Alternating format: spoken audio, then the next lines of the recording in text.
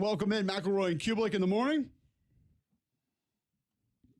Tuesday, October 28th. Halloween on deck. We don't do this on a Tuesday. We don't do this very often, but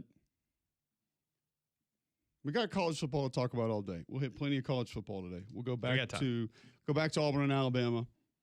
We will get those. You'll hear from some SEC coaches today. Kirk Bohls is going to join us in 15 minutes, give us an update on Arch Manning. Texas, as they get Vanderbilt at home this weekend.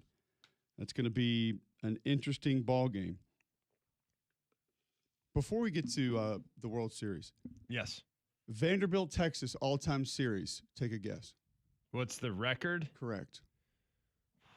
I'm going to say Vandy has 0 wins. No, it's the other way. It's lopsided. It's like 11-1, something like that. 8-4-1, yeah. Vanderbilt leads. Really? 5-5 all-time in Austin. How back is Vandy? Well, I think those were in like the 1800s. Doesn't back matter. in Austin. 1800s was a time too. It was a time to be alive. We just weren't. All right, the World Series goes 18 innings last night. I got home. I think I left the airport around 9:45-ish. Got home 10:10-ish. That's pretty good, actually. And so I'm liking your travel schedule on Mondays lately. We haven't had any delays. Let's keep it up. We haven't had delays. Keep it up. Big. We did have a delay at baggage last week, but other than that, we were good. And so when this is on and I get home, yes, I want to go to bed. Yeah, it's the last thing I want to do is stay up and watch baseball. I was watching on the plane a little bit, and I was like, you know what, this is the 10th inning. I can't go to bed now. Yeah, I made it to the 13th, and I was just like, I can't do this anymore. Yeah, I can't do it. Giving it all I have. They go 18 innings last night. When I went to bed, Shohei was 4 for 4, 2 doubles, 2 home runs. Yep. Is that good? He was intentionally walked 4 more times. Yeah. And then walked another time. And I will say, I just saw that he was 4 for 4. I didn't see what he had done. And I immediately thought to myself, when is this guy going to start getting the Bonds treatment? I don't know how you're not doing it. I don't know how you're not doing it. It's time for you. If you wanted to go back to the early NLCS and say, well, he was kind of, he was a little chilly, wasn't really ripping the way he is right now. No. I guess you could say okay there, but I don't know how you don't do it now. Well, the amazing thing, and we were just talking about it, like I'm a diehard Dodger fan. And frankly, the guy that was most frustrating in the entire lineup was the first 4 or 5 games of the postseason with Shohei Ohtani. Like, golly, didn't get off to a great start. The guy couldn't make contact. I mean, it's like, just hit it hard somewhere. If you want to go back through, that's what puts into perspective how insane this postseason has been. If you go back and look through it, and we go through the game logs or whatnot, I mean, he was ice cold there at the beginning of the postseason through the wild card and the NLDS, first couple games of the NLDS, and then that last game of the NLDS, he goes out, hits 3 bombs, and has the most ridiculous performance maybe in the history of the game while throwing 6 shutout innings and had 10 Ks. It was like absurd, absolutely absurd. So ever since then, he's really kind of been on a bit of a tear. It hasn't been flawless, but it's been on a bit of a tear. So it's just absolutely mind-blowing to see what he's now become, because it was not pretty there for a little bit. It was actually quite difficult to watch there for a little bit. Here's through the first game 2 against Milwaukee. All right, so in the wild card game, he was good in the first wild card game against Cincinnati. He was okay, 1 for 4 in the second wild card game. 0 for 4. Here's against Philly. 0 for 4, 4 strikeouts. 1 for 5, 2 strikeouts. 0 for 5, 1 strikeout. 0 for 4, 2 strikeouts. 0 for 2, no strikeouts, but 3 walks. 1 for 5. This is in the NLCS. 1 for 5, 3 strikeouts. 1 for 4, 2 strikeouts. And then 3 for 3, 3 bombs, 6 innings pitched. Unbelievable. And the last 4 games have been outrageous. It's unbelievable. It's one of the best 4-game stretches I've seen from a player ever. He, I think a lot of people would go ahead and say that he's the greatest baseball player they've ever seen. And he's at least in the debate for the greatest player of all time with what he's already done. Mm-hmm. If he puts any sort of length on this whatsoever. It's looking like it's not going to be a debate, which is insane to think about because how many sports do we have where there's a definitive greatest ever? There's a guy. And maybe some people will still say, no, Willie Mays is in there, Bonds is in there, Babe Ruth's in there, whatever. But football and hockey are the only two that have definitive number ones. I would say even football can be debated. I mean, Brady is going to be, for a lot of people, then a lot of people are going to say, well, just because he had Belichick. Just because he won. Just because he won doesn't make him the individual greatest ever. Yeah, but I think if you were to ask universally who's the greatest football player of all time, longevity, tenure, championships. The things he did are no one's really even close to it. No one's pushing back on it. Shohei was intentionally walked in the 9th, 11th, 13th, and 15th inning last night. He's the first Major League player in postseason history to be intentionally walked 4 times in a game. Before that stat came official in 1955. Then he was walked again, not intentionally, but probably intentionally. It tied postseason single game record for walks held by Corey Seager with the Rangers in 2023. By the way, this might not be intact anymore, but before last night, do you know what team had the best winning percentage in World Series history? I just gave it away, but it was the Blue Jays. The best World Series winning percentage? 692 in World Series games. Do you know who holds the all-time postseason home run record in a single postseason in Dodgers history? Max Muncy. Corey Seager, 8. Really? Shohei's probably going to pass that. I think he now has 7 this postseason, if I'm not mistaken. They're all in the last 4 games. It's just, it's insane to think about where we are. Freddie Freeman, first player in World Series history with multiple career walk-off home runs. So last night, 18 innings, Freddie Freeman walks it off with a home run. Here's what you got last night. 18 innings is tied postseason and World Series record for longest game, which, by the way, just quickly, the last time there was a Game 3, World Series Game 3 at Dodger Stadium before last night, 18 innings, Max Muncy walk-off home run in 2018. Last night was Game 3, 18 innings, Freddie Freeman walk-off home run. You can't make these things up. It's insane. So here's what you get last night. 18 innings, tied for a postseason World Series record. The Dodgers used 10 different pitchers last night. 10. That was a World Series record. Because when I went to bed, they were showing shots of Kershaw in the bullpen. And I'm like, what, are they going to bring him in? How many more guys do we have to have get hurt before Kershaw comes in? 19. And your boy Scherzer started last night. I know. 19 pitchers combined, World Series record. Toronto left 19 runners on base. The Dodgers left 18 runners on base. That is the most and second most in World Series history. The Blue Jays used 23 players. It ties the all-time record in a World Series game. Red Sox and Dodgers used 23 each in that 2018 game. Twins used 23 in 1991 game at Atlanta. Minnesota won the World Series that year. What year was that? 91.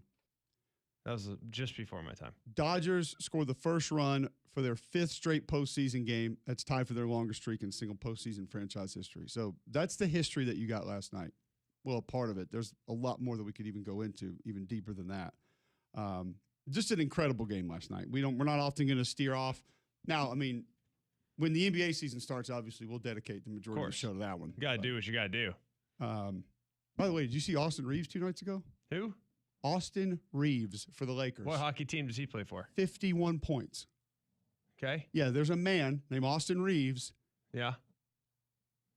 Dan Reeves' son? Could be. Genetically. Keanu Reeves' He scored son? 51 points in an NBA game, by the way. Luka hadn't done that yet. Keanu Reeves? Austin Reeves scored 51 points in an NBA game. That's great, but I watched Point Break the other day. How was it? The new one or the old one? The old one. I'm not going to lie. That's a freaking throwback, and I might watch it again. I love that movie. It's more than a throwback. It's just old. Yeah, but it's like the ex-presidents. It was tight. So anyways, you just your boy. It's like what? It's tight. The ex-presidents. That's the name of their gang that robs the It's banks. been a minute since I've seen the tape on that one. It's gangster. I mean, who would have thought? Who would have thought that a couple of blonde-haired surfer bros are just out there ripping off places left and right. What were they ripping off? I don't even remember. Banks. The old bank robbers. Yep. John, what's the best bank robber movie of all time? Ocean's 11. But it's a casino. Is that a bank, technically? I mean, tell me when a bank becomes a casino and when a casino becomes a bank. To me, same industry. If we're going to do that, then it's Regions ain't letting me play blackjack. Yet. Oh, yeah. Just give him a chance. If you want to go with that, it's Ocean's 13 because his name would you was like to Willie cash Bank. this paycheck or would you like chips? I got some time. Banks and casinos both sit on piles of cash. They both do just fine. Okay. Yeah.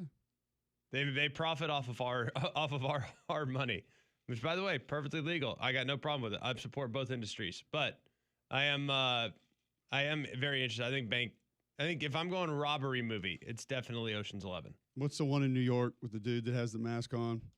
He walks out with Home everybody. Alone, Escape from New York. No, he walks out. 2? He walks out of the bank with everybody. Inside Man? Yeah, that's it for me. That might be, yeah. It's so good I didn't know the name of it. Yeah, that's a good movie though. Good. Well, Austin Reeves wasn't in Point Break, but Keanu was, so I don't care. Keanu Reeves put up 51 in an NBA game? Keanu Reeves probably could. In today's NBA, he can probably get you 25. I don't know who Johnny Reeves is, but maybe he could. We've seen him lead the replacements. Dude, That's right. He's not a multi-sport athlete. Hey, in Point Break, Johnny Utah, former Ohio State linebacker, hurt his knee, turned FBI agent. We're all trying to go pro in something other than sports. Yep. That was back in the day when a knee injury ended your career. It did. 91. And the NCAA told you that you were probably going to do something other than play football for 11 years in college. Times have changed. It's amazing to me how back in the day, a knee injury ended your career in some cases. Listen, my aunt was an All-American basketball player at Clemson, and she tore her ACL, and that was about it. I thought you were a South Carolina family. My aunt played basketball at Clemson. She Wow. got a jersey So in the rafters. you actually, those colors do run. Oh, I'm Mr. South Carolina. I have, that one's personal. I love the Gamecocks. House divided. House divided.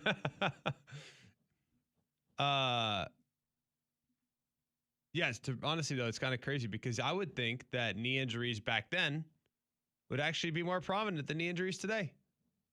And yet, they probably weren't. Didn't have turf back then. Turf? You think it was turf, but they had the field turf? No, they had Astro turf back then. That's what I mean. Yeah, they weren't playing turf, the carpet, the green carpet. Light, shaggy carpet over concrete. Oh, I played a game on it. I remember it vividly. Plano East. I remember it vividly. Still have a couple back then, though, you didn't shake people. You actually threw screens to get open and actually passed the ball. It wasn't just all this one-on-one stuff. Oh, are you suggesting that's why he didn't tear ACLs. That's why he didn't tear ACLs back then. Are you suggesting that modern day NFL There's a little more change of direction? Yeah. Modern day football is the equivalent of current day NBA? Is that what you're trying to say? Oh, it's just isolations. I can't watch it. There's nothing to it. There's no offensive ingenuity. It's actually not a bad analogy, but yeah.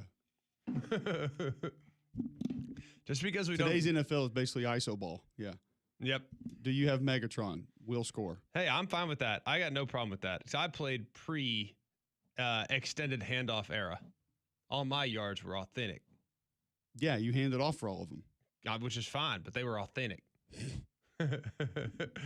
None of this flaring the back out to the side like a sweep. None of this jet sweep completions. I had real yards. I'm fine with that. So if you said not debatable, if it's Brady in the NFL, who's next? Oh, you open up the door. Honestly, of Jerry Rice, Barry Sanders. Oh, stop it. Jonathan Ogden, Orlando Pace. Barry Sanders, pound for pound. Bruce Matthews, Dermontti Dawson. Trey Smith. Gonna be. You see Quentin Nelson's kick-out block on Jonathan Taylor's touchdown run? I did. He'll be there. Was that the one where Jonathan Taylor tightrope the sideline? No, it was when we cut back all the way across the field. Okay. I mean, if you went hockey, you're going to say Gretzky? Yeah, by a mile. It's Mario Lemieux. Sidney Crosby. Brett Hull. What's the best ability again? Durability, availability, all that's accurate, right? I feel like those are actually the same. Yeah, well, got to be durable to be available. I know, but I've heard people say both those. What's the best ability? Durability. It's right. What's the best ability? Availability. That's right. Well, I don't know which one it is. So all I know is that being available is of the utmost importance. And Mario, if his career was a little longer, I think he'd have a better argument.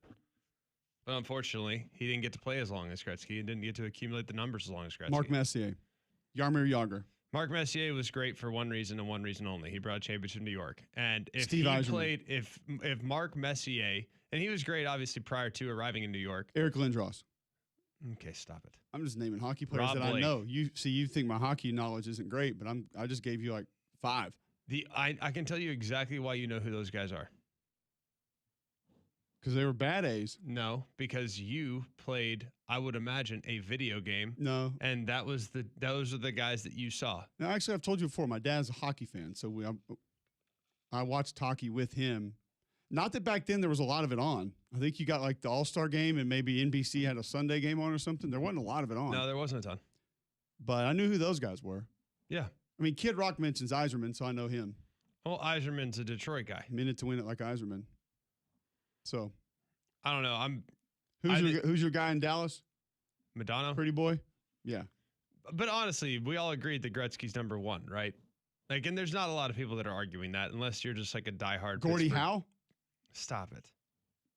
Yeah, and you know what? You know who's the best player that ever played football? Sammy Baugh. Gordie Howe Like, didn't what are play we with a doing? helmet. Great. Saying. And Sammy Baugh didn't play with a face mask. He must be the best player he ever played football. He's up there. Yeah. And Y.A. Tittle is the greatest player in the history of football. When you kick field goals and throw passes. And you call should your be own in that- plays. You should be in the mention. And you smoke unfiltered cigarettes between quarters. I'm putting him ahead of Brady. That's fine. I'm sorry, I can't do the conversation about yesteryear players. I just won't do it. I won't So you engage in it. discount Wilt. He's not even in there? Wilt was 7 foot when everybody else was 5'11". It's not his fault. I'm not saying it was. I'm just saying Marry that, taller people. I'm just saying Wilt was ahead of his time. And while he deserves credit for being ahead of his time, I must also acknowledge at the same time that if Wilt played in today's NBA, he'd probably dominate. He But if might be played in winning the Mignogna 90s today. We don't know. If he played in the 90s, I think it'd be a much more fair fight. Guys And he didn't, wouldn't be even able- shoot in his era. What if he could drop threes like nobody's business? We don't even know. I'm not saying he couldn't. I'm just saying that the numbers are slightly inflated. I'm not taking anything away from Wilt Chamberlain. He's an all-time great. But you have to have the conversation. People are going to say the same thing about Steph Curry in 50 years. They're going to say they I'm didn't not even saying- defend in front of the three-point line. I'm not saying you're wrong. I'm saying that we have to compare players in the NBA more than any other era, more than any other sport. It's the only sport where it's almost very difficult to cross over one era to the next. It really is. Because in Wilt's era, by far the best, along with like Bill Russell and a handful of others, right?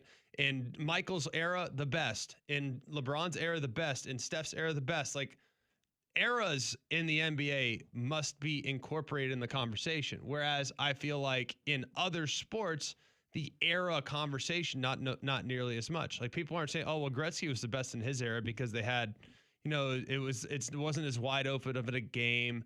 They didn't have the two-line Can you imagine pass. Gretzky with the cream in the clear? Well, if you had the What if two-line Shohei pass. had the cream in the clear?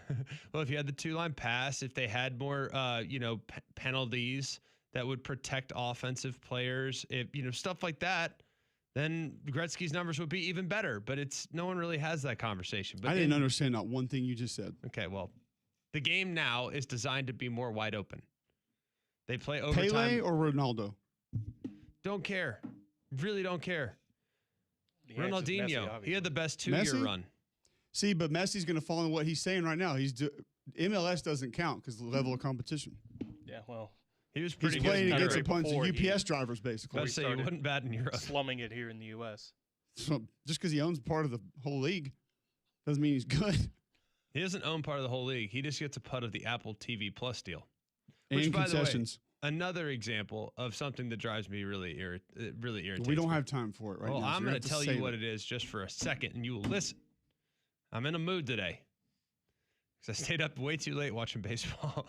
Supposed to get him out the hole. You're not supposed to be. Why in the is it? I know, but I'm in the hole today. Usually Tuesday is his day to get out of the hole, but he's Right. in a great place I'm because in he a hasn't had great mood. traveling woes. I, however, am sitting here in a dark place because I continue to go to Apple TV on my deal, and I keep trying to be sold MLB Plus, or not MLB Plus, MLS Plus. I don't want to buy your stupid MLS Plus. Yeah, you do. No, I don't. I don't want to buy it. Why do I have to scroll through 7 different things of MLS Plus? Because the Seattle Lumberjacks are undefeated right now. I that's have why. to scroll through 7 MLS things and then 14 other things before I can get to the game I'm actually trying to watch. I noticed this on Saturday. I'm trying to watch a college football game. I have to go past on Apple 20 TV.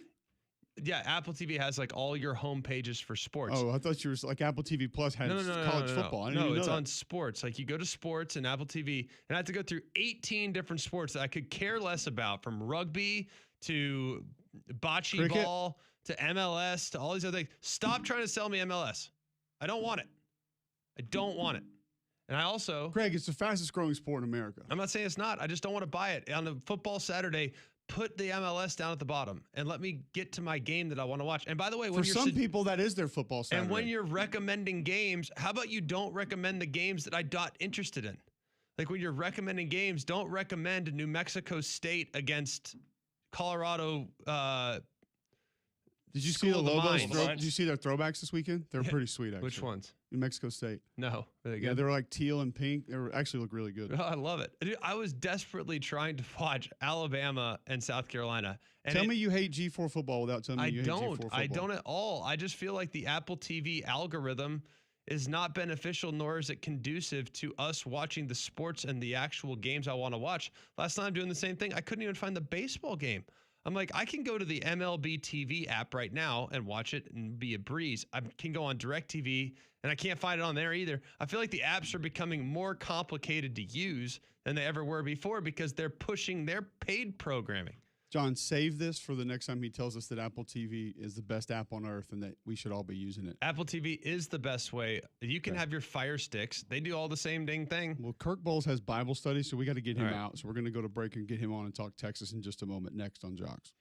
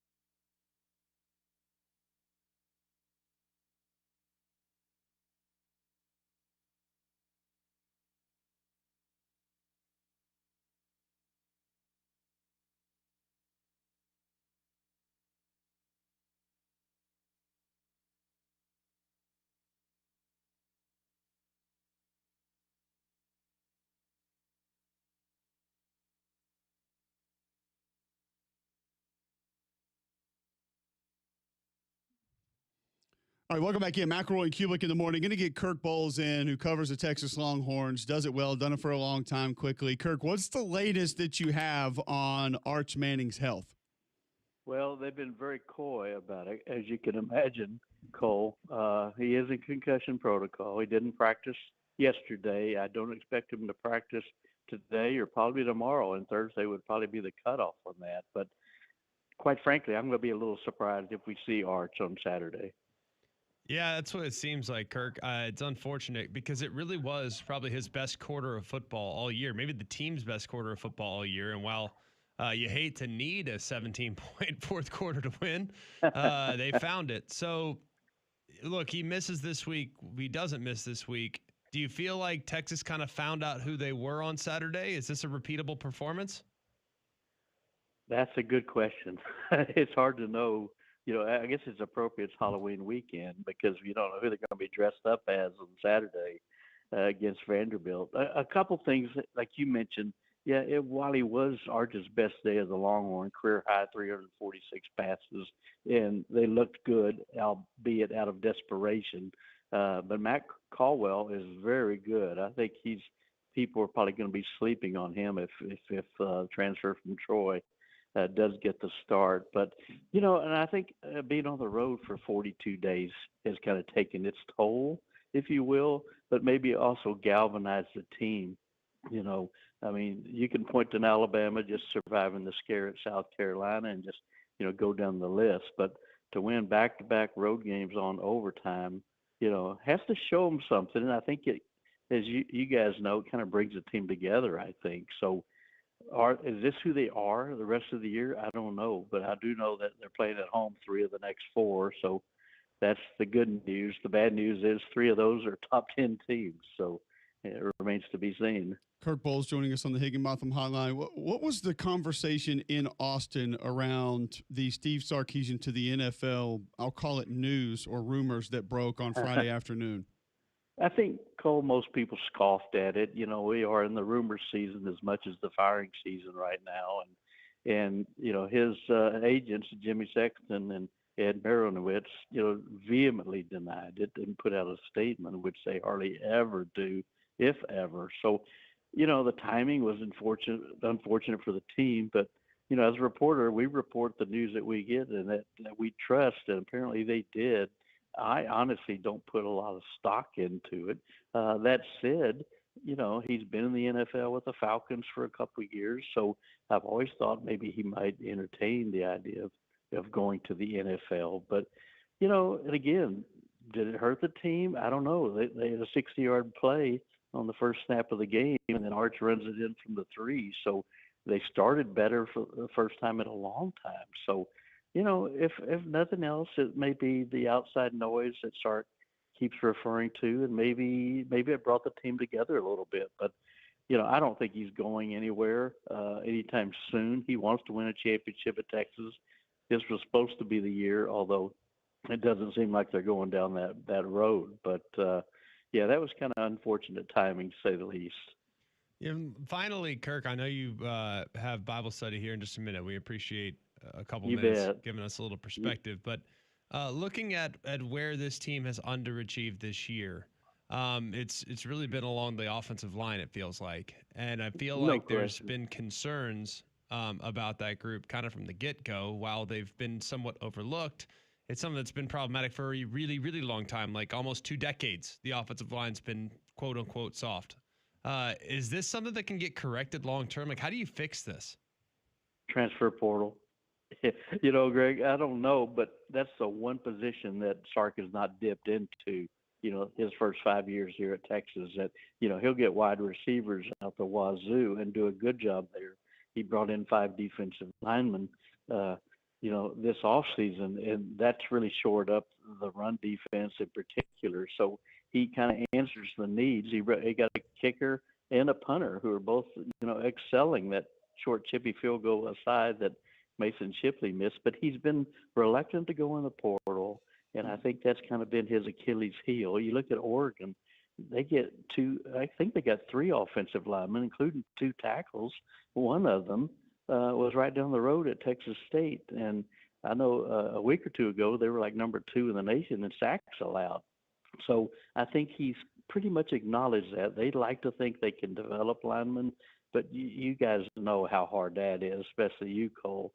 So I think that's going to be the change that we'll see in the off season, but I just don't think it can be fixed during the season. All right, Kirk, great stuff. Thanks for hopping on. We know you got Bible study to get to. Sorry we went a little bit over. We were talking World Series, but it was great catching up with you. We'll do it again soon. I stayed up late, too, and watched it, so we're all a little sleepy. So thanks, guys. You have a great day. Thank you. Kirk Bohls joining us on the Higginbotham Hotline. Talk a little Texas, kind of get a feel for what's going on out there. He doesn't seem overly concerned about those coaching rumors to go to the NFL, Greg. Didn't really get your thoughts sort of on that. It kind of broke Friday. CAA has to release a statement saying that he's not going anywhere and this is not from them. Just a little bit odd of sort of more so how this came about and what this was saying than what the actual rumors were. But what did you make of it when you heard it on Friday? Well, my big thing is, do you really even need rumors out there right now to let the world know that you're open to taking a head coaching job in the NFL? Like, I mean, are you kidding? Like, where are we at in the world right now? Don't get me wrong. There are a small handful of jobs in college football that I find more desirable than head coaching jobs in the NFL. Texas is one of them. But the NFL is a pretty good life if you can get one. There's only 32 of those. And all 32 are pretty lucrative jobs. And yes. All 32 come with pretty good lifestyle. So whether it's out there publicly or not, what the heck does it matter is my question. Like, of course, if a head coaching job in the NFL came open, what guy's not listening to it? I think in today's day and age, you almost have to. Of course you do. It's not, and guess what? That's not negative.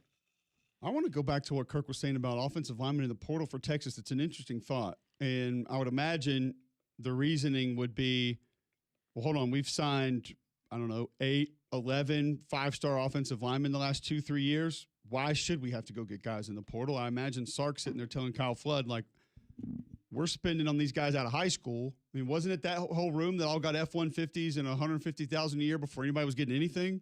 So they've been spending on that group for a while. Yes. I would imagine you would anticipate not having to go spend more on guys to come in and act as Band-Aids while those kids were babied and tried to be ready to go play football.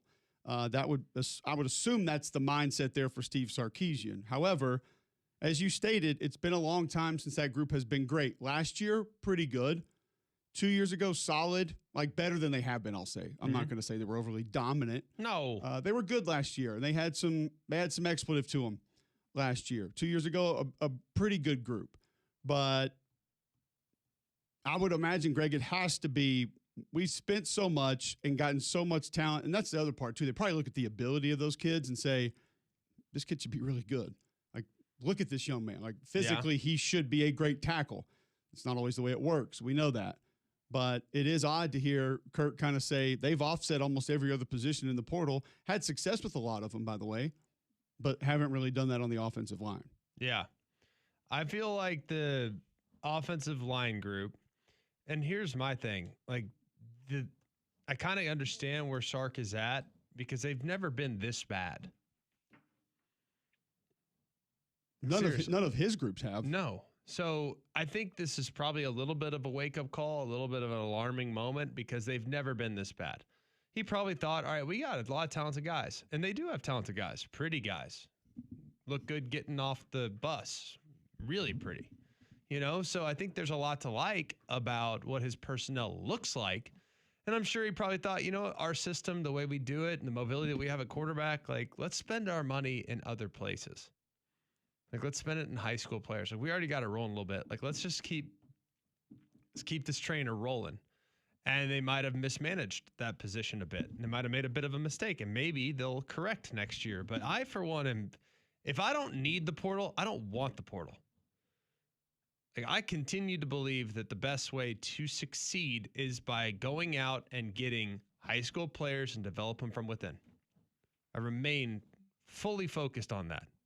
And I think Sark probably does too, because that's, I think, still the best way to do it, if you can. And Texas is one of those places where you can. Yeah. I'll say this too. I think offensive line recruiting is moving up next to quarterback in the most difficult position to recruit right now. And I'll explain why a little bit more when we come back. First, I'll tell you about Game Day Men's Health. If you are not sleeping well, if you're feeling on edge, if you have brain fog, Game Day Men's Health wants to help you out. If you just need to lose some weight, they have weight loss programs there that can help you. There are a lot of ways that they can get you back to just being a better you. Go to GameDayMen'sHealth.com today. Sign up for the free consultation, free PSA test, free testosterone test. Look at all your vitals, let you know where your baseline health is, and then just present options to help you be a better you.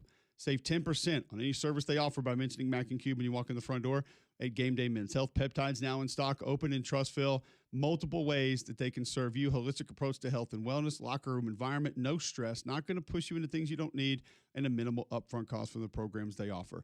Visit GameDayMen'sHealth.com today. That's GameDayMen'sHealth.com. Why not sign up for the free consultation? Just see what they can do for you at Game Day Men's Health. All right, we'll talk positional recruiting and the difficulties that come with it next on Jocks.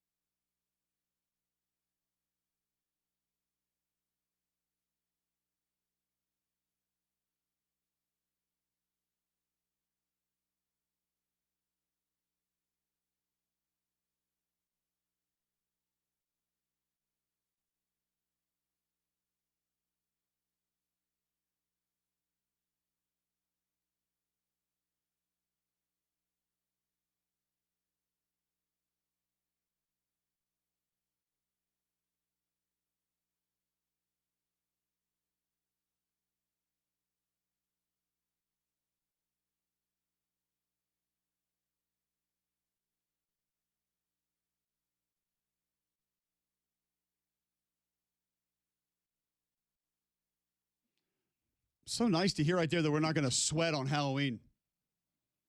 Finally, fall weather is here. I'm going to be honest with you. And this is not being soft. It's a little too cold for my liking. Oh, boy. Just a little bit. Oh, I want there to be a gradual decline through the 70s into the 60s and into the 50s. I feel like there's been no gradual slowdown to the heat. I don't care about your heat. 92 at games, October 15th. Greg, that's on you for living in Birmingham, Alabama. Well, usually we just have such a pleasant decline in temperature. Do we? And so most of the time, I feel like it's gotten a little too cold. Like I went from running outside 2 weeks ago in the morning at 5 in the morning and it being super comfortable to now it's freezing. I want there to be a slightly slower decline.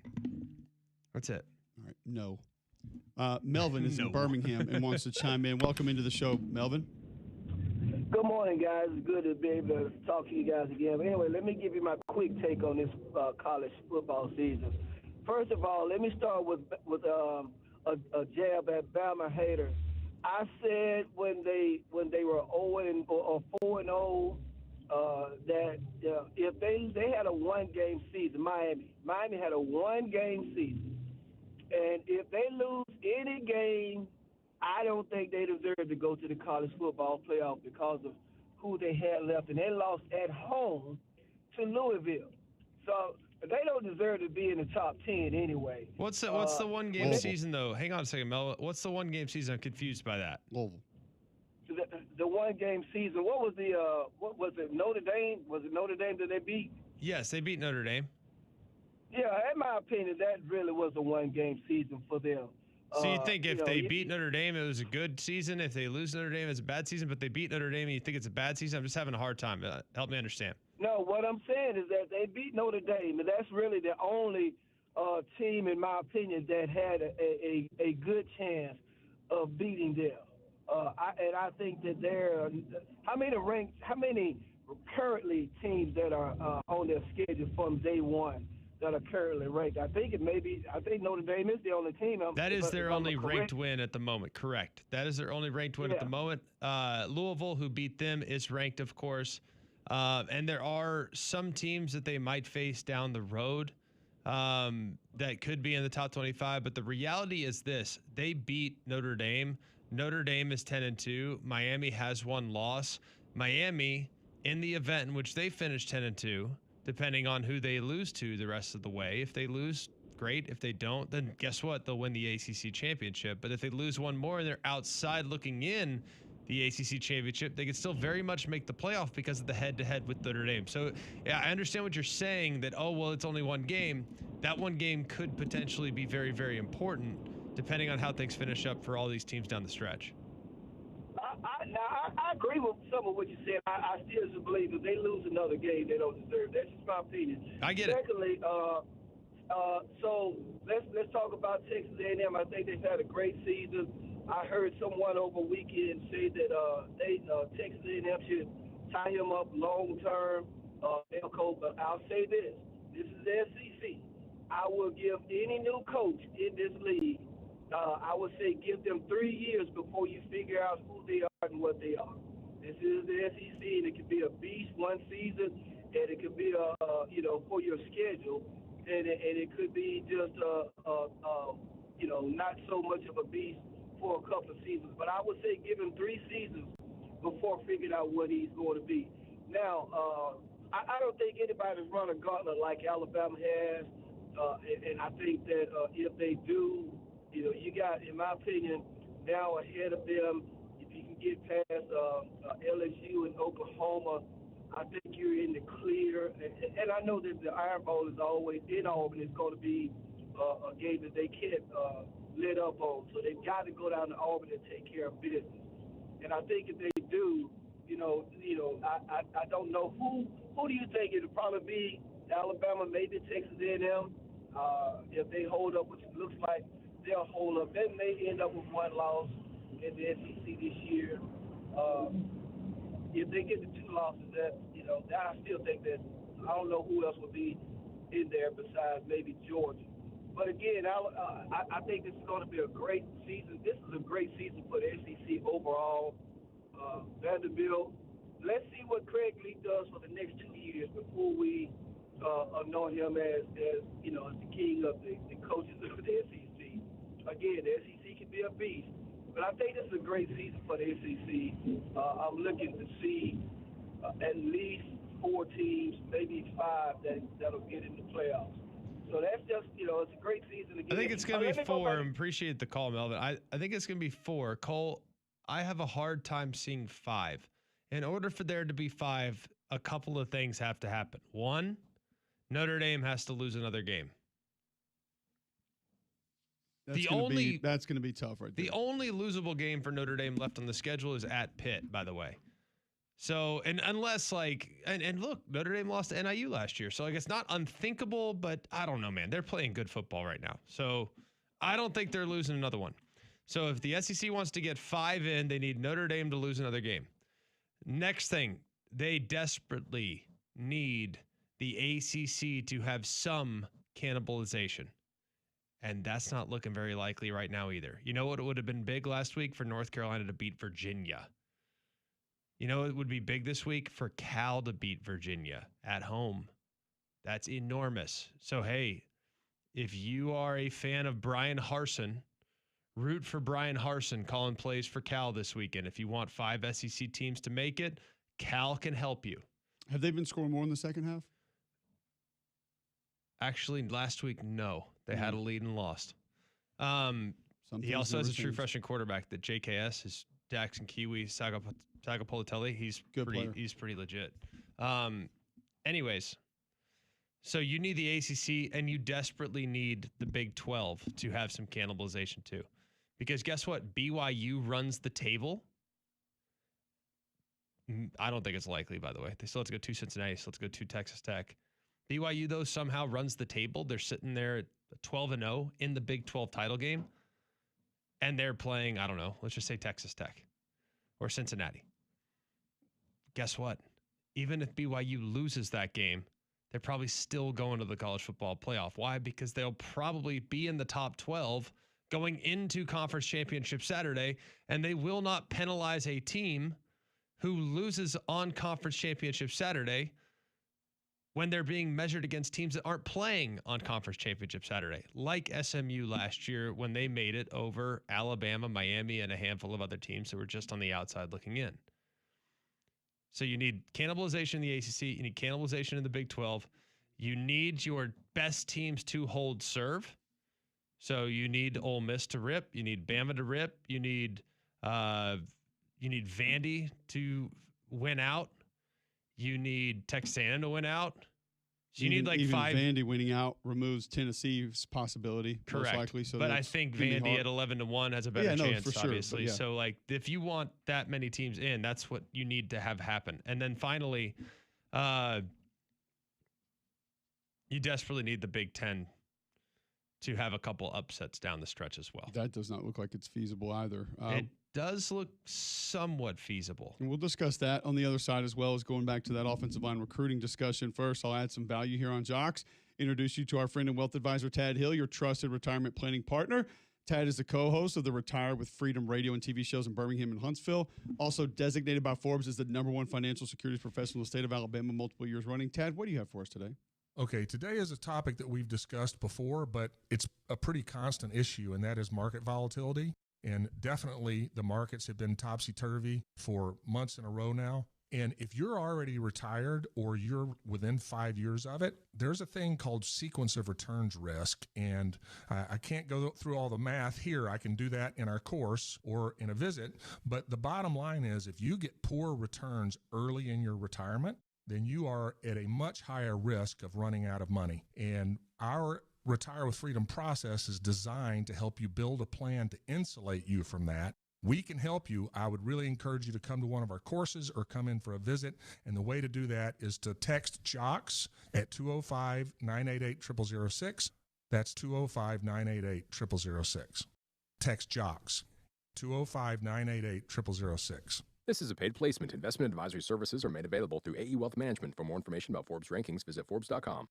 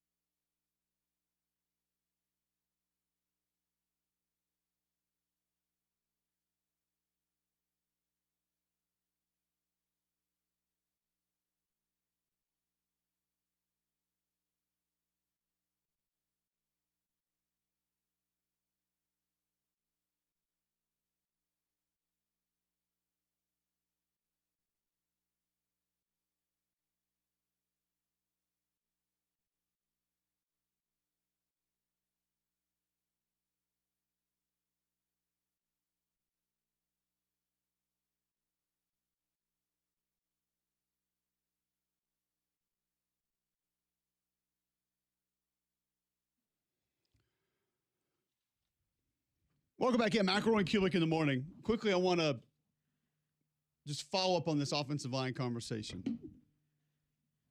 Because I'm getting now to where I think one of the hardest parts is the whole recruiting ranking deal.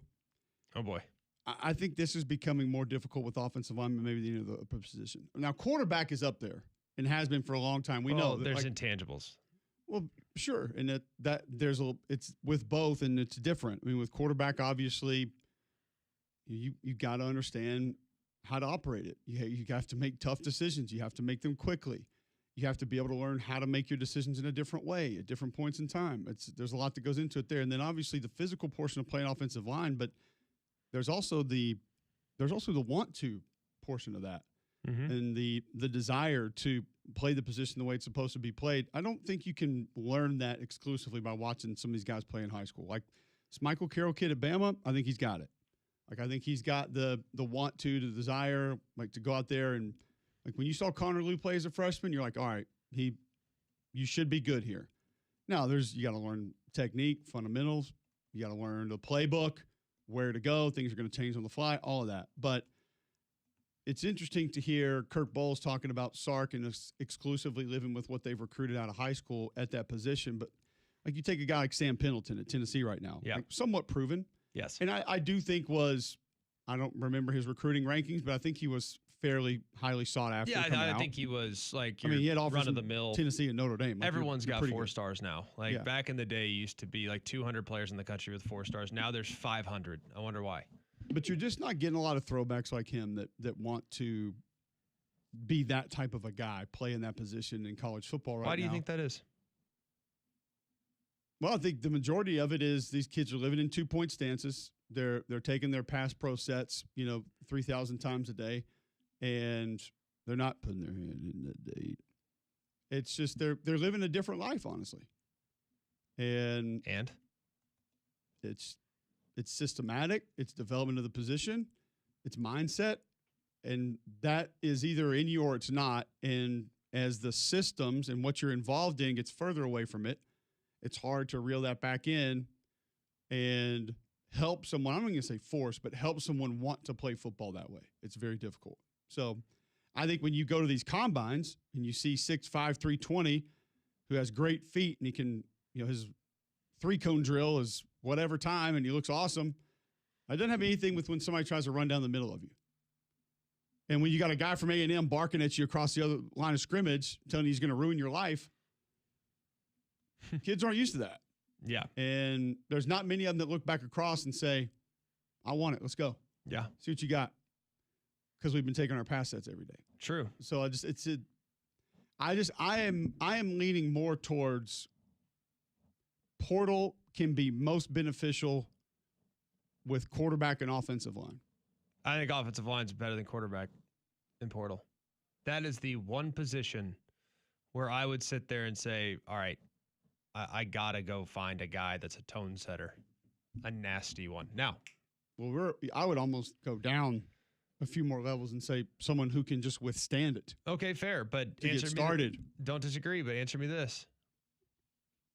Are there more portal hits on the offensive line or misses? It's a great question. I'd have on the offensive line. Well, first off, the numbers are going to be higher than, say, quarterback or running back. The answer is misses. What's LSU's biggest glaring weakness? Offensive line. What did they attack in the portal? Did they this year? Yeah, they did. They went out and brought in 2 tackles with starting experience at the Power 5 level. What has been a problem, at least early on in the season, for Auburn? Edge. Quarterback. But edge protection, right? They got good run blockers. I like them in the run game. I really do. But, guess what? It doesn't. Yeah, the pass pro hasn't been good. But it's a little bit more about situation. I think with me, look, when I see offensive linemen and stuff with the egg crates on their helmets and stuff in practice, guardian caps on the helmets, I need my offensive linemen to be nasty. I want the guys that aren't going to shower for 2 months. LSU's weren't even going through the chutes or pushing the sleds in spring ball. So, I think you probably get a real answer to your problem right there. You want Fran Brown? Offensive line, much like defense, is a mentality. And we could talk more about it, but, man, I think there's something missing in offensive line evaluations that we're not putting enough of a premium on.